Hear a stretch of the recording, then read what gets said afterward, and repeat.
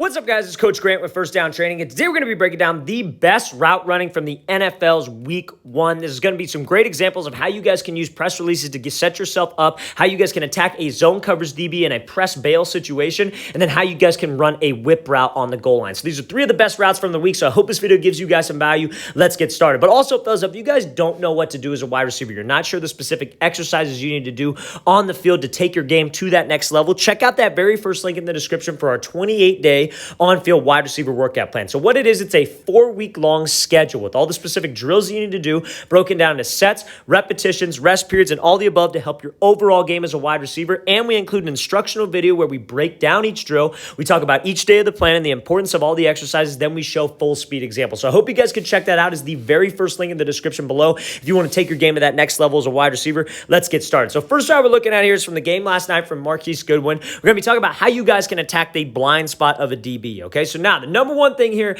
is that when we have a press bail DB, a DB who's going to walk down and show press and he's going to bail out of there, chances are what he's usually going to try to force us to do, if it's zone coverage, is what? He's going to try to force us to the inside because he has safety help. So as a wide receiver, if I'm going up against a team that I know is going to be playing a lot of press bail, maybe one of the releases that I have in my toolbox is kind of this like hesitation release. I got this catch technique DB. I got about maybe a yard of separation. So when I come off the line of scrimmage, I want to give him maybe some kind of foot fire, maybe some kind of hesitation to see how he's going to play me. Is he going to stay hard to the inside and play it like a true man coverage look where I'm going to have to take the outside release, or is he going to jump to the outside because he wants to force me to the inside? And my pre-snap look as a wide receiver, I come up to the line, I see him lined up like this, but let's say maybe I see two safeties up top because the Rams were doing this kind of coverage. Okay, fine. Maybe I'm going to take this inside release. That's something I think I can expect, but I got to make sure I have a plan for it. That's why film study is so important as a wide receiver. So you see when Goodwin comes off, he's getting a read on this DB. This DB jumps to the outside, fine. I don't want to force the outside release. Yes, in a perfect world, I would love to take an outside release on a stop route because I could really sell vertical that way. But Goodwin does such a great job of reacting. A lot of the times off the line in this situation, it's all about reacting. So he does a great job of pushing up to the inside. Now he uses this vertical set move. So this is the move that you guys want to use. Everybody asked me, how would I run a fade if I got a DB who's maybe 10 to 12 yards off, right? So what you want to do is you want to close the distance with him and give him a vertical set to the inside, which is this move. So we could do this in press bail. We could do this in outside shade DB to attack this blind spot, right? So now when he gives this vertical set, what are we selling? He's selling like he's running a post. So he's coming off, he gets those hands, he takes the inside release, vertical set to the inside. If I could just get this DB to commit to the post, stop his feet even just a little bit, that opens up that blind spot. And yes, Goodwin is one of the fastest receivers in the game, and that 100% certainly helps. But even if you're a slow receiver, from that vertical set, your goal is to throw and then explode to the blind spot. Your goal is to push off of that leg and have as much speed as you can at this blind spot, because guess what? That DB isn't looking at you.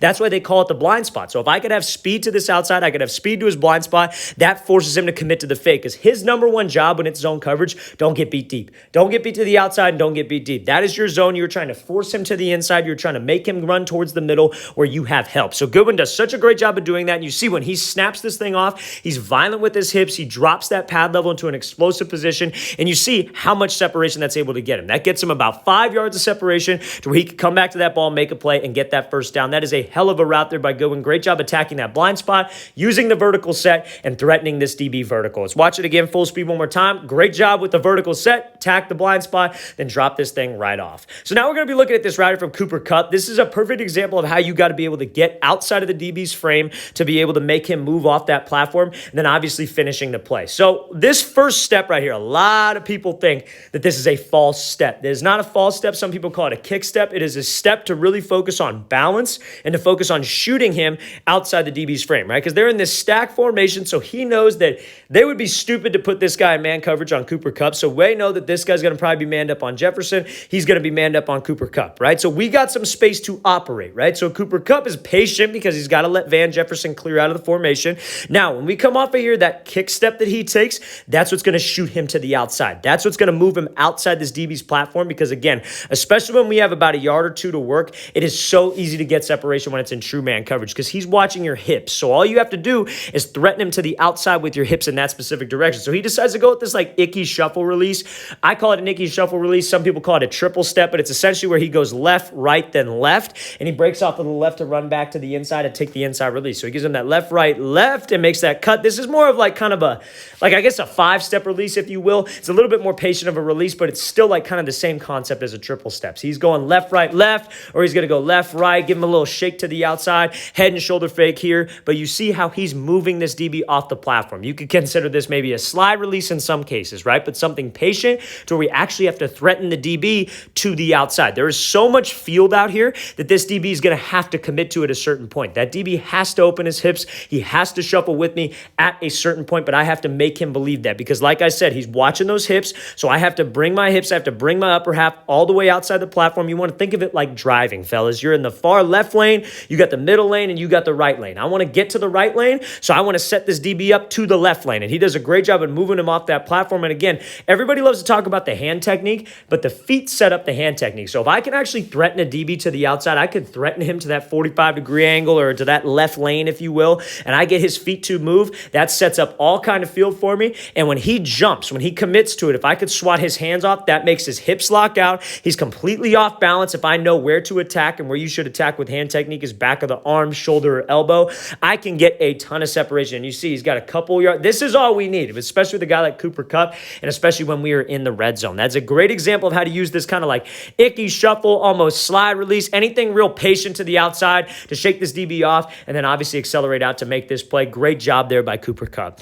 All right, guys, if you have not heard, we are coming to the Arizona area on October 2nd and October 3rd, Saturday and Sunday, for a 2-day quarterback and wide receiver training clinic. We just got done with our Vegas clinic this past weekend. It was a great turnout. We had about 30-plus kids out there, so it was a great time. I really enjoyed having you guys out there. But if you guys are in the Arizona area, check out our quarterback and wide receiver training clinic. Second link in the description below. Hope you guys can get out there. It's a 2-day clinic, so if you guys can't make it Saturday, you can make it out Sunday as well, October 2nd and 3rd. Hope to see you guys out there. Let's get back to this video, okay? So now, we're going to be taking a look at this whip route here. So let's talk about how we can sell slant and what's the most important thing at the top of the break on a whip route. So he decides to go with this wide step release, take the inside, and you see how he's able to have this violent drop on this. There's one critique on this route I see, and that's honestly, it works at the end of the day, but I think a more, like a DB who's expecting this route, I guess you could say, if let's say, for example, they've seen film on this guy, I don't think this route will work the way he decided to run this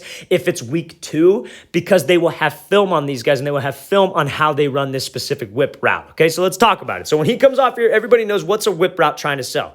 We're either trying to sell drag or we are trying to sell slant. Now on a goal line, what kind of coverage do you think this guy's in? Probably just straight up man-to-man coverage. He's a talented DB, obviously. He's playing at the next level. So he's going to be trusting, they're pretty much going to be testing him, saying like, hey, our guys are better than your guys. We're going to play man coverage on this goal line, right? So he does not want to get beat to the inside. So that helps the cause, right? Because you don't want to chase this receiver 50 yards across the field as a DB. You want to try to force him, close the field, force him to the outside. Maybe he could have been a little bit more inside shape, but this wide step release does a good job of getting this DB to shift his weight to his outside foot, and then I could accelerate. Now, what sells a slant, right, in this situation? You got to have eyes, number one, but this DB shouldn't be looking at your eyes. He should be watching your hips, and he should be trying to make a play on this ball. So you got to commit your hips, you got to commit your shoulders and your eyes, but last but not least, you can't be slow into it. You got to be in full stride. You can't be chopping your steps, because when you chop your steps, the DB's going to chop his steps. Nobody runs a drag with short, choppy steps. Nobody runs a slant with short, choppy steps. What they do is they actually run, they actually try to cross his face, so that's what he does. But you see how before he snaps with this outside leg, you see how he starts to turn a little bit early with his hips and his shoulders. That's the only critique I could see right there, is that you start to turn early. And if a DB notices that you're starting to turn early and his eyes aren't in the backfield trying to get greedy on this thing, he's able to sit on this route. So I think if you watch this over time, like let's say next week, a team that they're going to be playing sees this on film, I think they sit on this route, because as soon as he starts to turn that shoulder and that hip a little bit early, he's able to break on this thing. But nonetheless, he did a great job of having speed off the line, selling it with his eyes, committing his hips and his shoulders to this break to get that DB to drive on this thing, right? So when he has this violent drop of his hips, it's super important that when you hook that third step around, right, so he snaps, you pivot on the second step, you hook your third step, he's got to drive off of that third step, because we got this DB to commit, but now I got all this field that I could go win the race back to the ball with, and he does a great job of pumping those arms and accelerating off that step. That's a great overall route right there. It's a perfect example of what you guys need to do to sell a whip route. Just make sure that we don't turn my hips and my shoulders early, because that's an indicator of that DB, and it makes the break quick, less explosive. Let's watch the thing again, full speed one more time. Great job recovering, though,